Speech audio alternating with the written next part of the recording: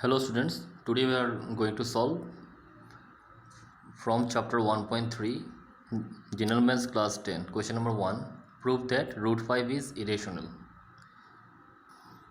Already I discussed with you chapter 1.1, 1.2 and today we are going to solve first question of 1.3, that is prove that root 5 is irrational. Now let's have a look how to solve this one. Student, for solving root 5 is irrational, we'll use the method of contradiction. Now first of all, I will write here that solution. So I am writing here solution. Now after that, I will start proving now one by one. So let's have a look how to solve this one. I will write here that if possible, let root 5 be rational number, rational, and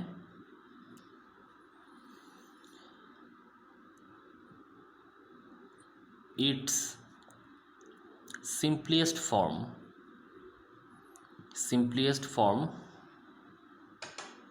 be a by b. We all know that, student, if it is a rational number, so rational number can be written in the form p by q or a by b, where q is not equal to 0. Here I have taken b, a by b, which means b is not equal to 0. First of all, we take that if possible let root 5 be rational, and if it is rational number, so its simplest form, which means this can be written in the form p by q. So here it is written a by b, where b is not equal to 0. Then next step would be, then a and b are integers. A and b are integers having no common factor,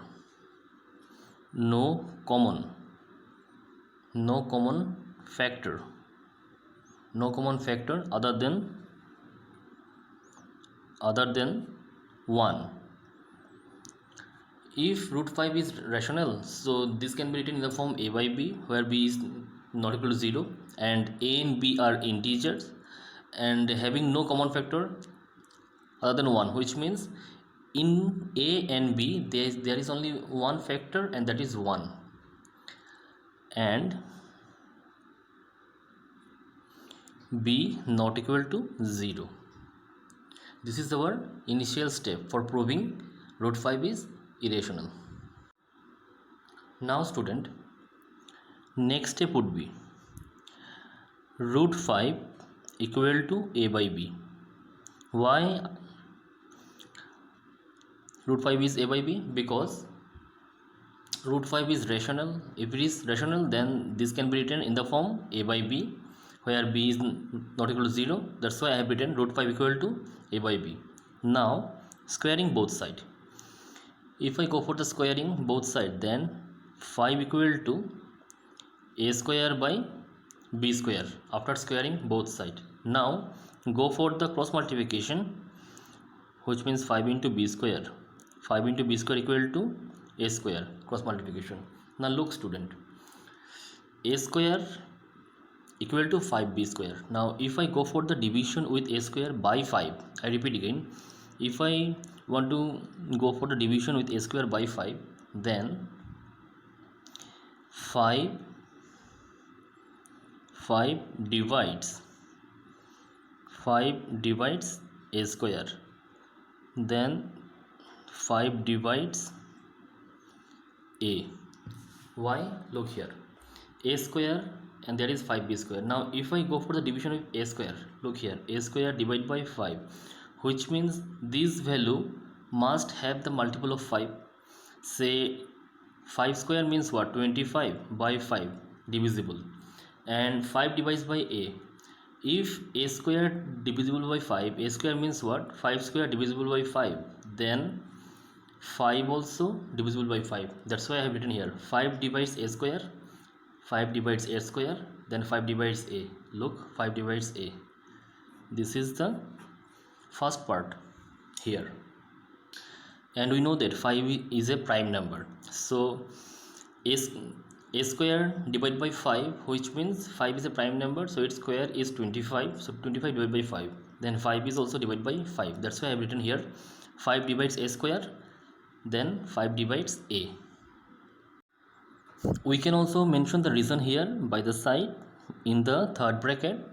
Since 5 is prime number, 5 is prime number, and 5 divides a square, so 5 divides a. This is the condition for this step. Now next step, let a equal to 5c. We take one more integer a equal to 5c for some integer c, which means c is one more integer. Here we have taken a and b are integer, and depending on a, b, we solve this part. Now let us take a equal to 5c for some integer c, which means c is also an integer. Now in place of this value 5b square equal to a square, so if we take this value as equation number 1, I repeat again, take this value as equation number 1, so we'll just put the value of a directly into equation number 1 here. So from 1, then 5b square equal to, in place of a we'll put 5c. A square means 5c whole square.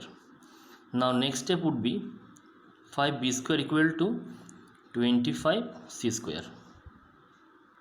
Now go for the division again. B square is equal to 25c square by 5. Now next up, b square is equal to 5c square. Now look here 5b square is equal to a square, which means a square divisible by 5, a divisible by 5. Why? Because 5 is a prime number. Similar things here also. Here we can write b square is equal to 5c square, so we can write here that 5 divides b square. If b square divisible by 5, which means b square is the multiple of 5, then we can say that 5 divides b also. And reason we'll write here, same reason we'll put here again. Thing is that here is only a square, but here is b square. Same reason we'll write here, since 5 is prime number and 5 divides b square, so 5 divides b. This is the reason. This is the second part of this sum. Now student, look here, 5 divides a square, 5 divides a, and here also 5 divides b square, 5 divides b, which means 5 is the common factor for a and b. So we'll write here, thus 5 is the common factor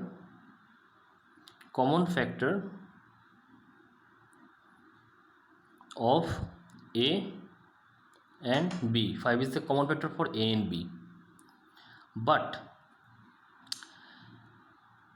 what we have taken here, 5 is a rational number, and here also we mentioned that a, b are integer having no common factor other than 1, which means in case of a and b there is only one common factor, 1. But here we got that 5 is the common factor of a, b both. Now after that, look, we'll write here now, this contradicts DICTS, this contradicts the fact that a and b have no common factor other than 1. Initially we took that a b are integer and there is only one common factor 1, but here we prove that except 1, 5 is also the common factor of both a and b. That's why this contradicts the fact that a b have no common factor other than 1. The contradiction